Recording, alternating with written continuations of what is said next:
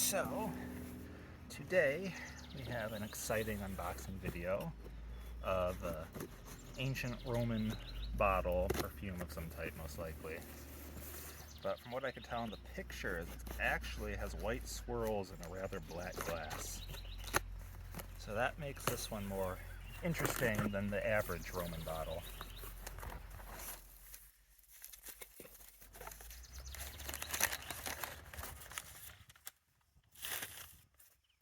Now, the certificate of authenticity looks genuine. It's from a reputable company and such, but unfortunately they made a mistake on it. Whoever was writing it said BCE instead of CE. Now that's probably due to the fact that their first language was not English, because it was from Israel, and this guy's father had acquired it on a trip there. So that's my guess as to what happened. But it really kind of messes up the certificate, because on one hand it's a certificate of authenticity, on the other hand it's wrong. But it was saying it dates prior to the 370s, if I remember right, BCE. But obviously that's not possible, because blown glass doesn't even appear until the 1st century BCE.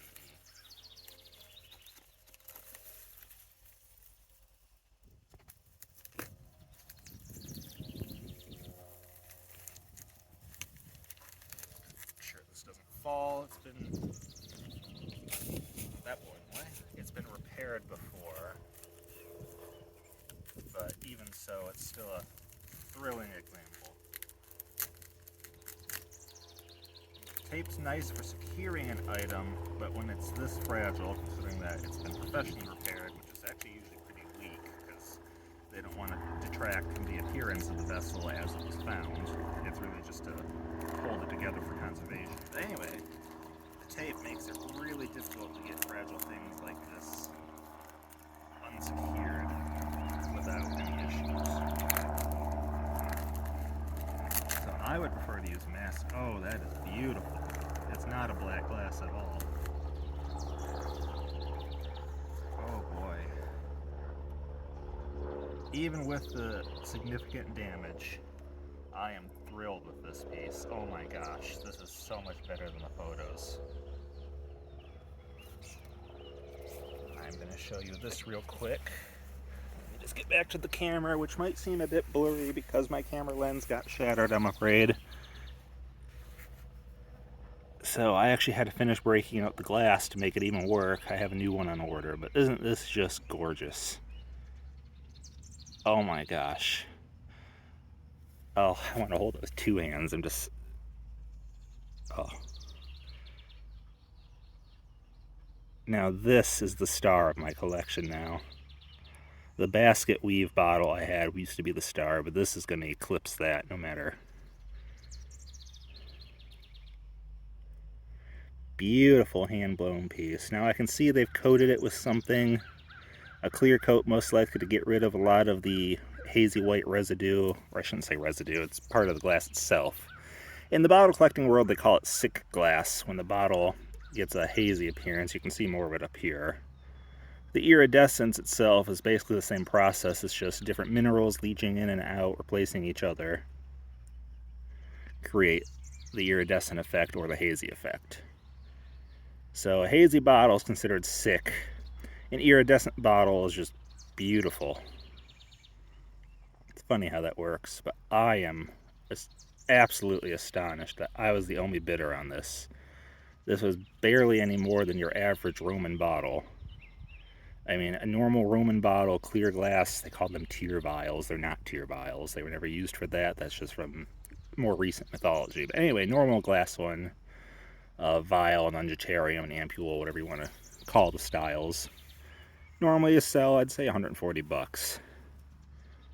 And with the shipping, this one came out to like 170. So I can't get over that. We're gonna set that right here in the soft grass, and you can still see it. Yep. And now we're gonna open up our handy dandy letter. Yeah, it feels like a thing of Blue's Clues. So they say 1-tier bottle, Hellenistic 330 BCE. I was wrong on the date. Of course, obviously the date can't be right. They should have said CE or AD. But it's a genuine certificate of authenticity, a genuine letterhead. Company's still around. I'm sure we could actually verify this information. It's an older one. Nice pulpy paper with the fibers in it. And it says Bob's on the back and a picture of a bottle, I guess, on a stand.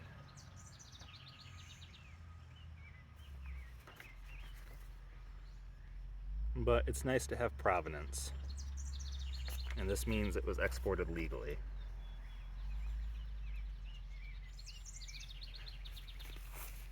Just once more.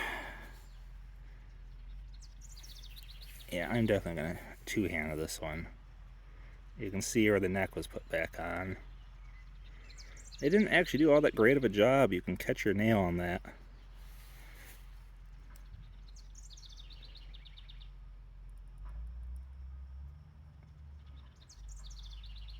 Man, this is so much better than I was expecting. And they didn't have any pictures of the bottom, which is also cracked.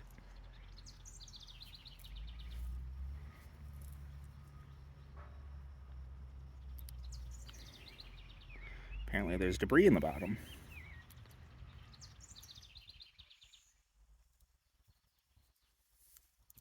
Interesting. Well, we'll keep that in there for posterity. Anyway, the wind's starting to pick up, so I have to go catch that letterhead before it blows away. But I hope you're just as thrilled.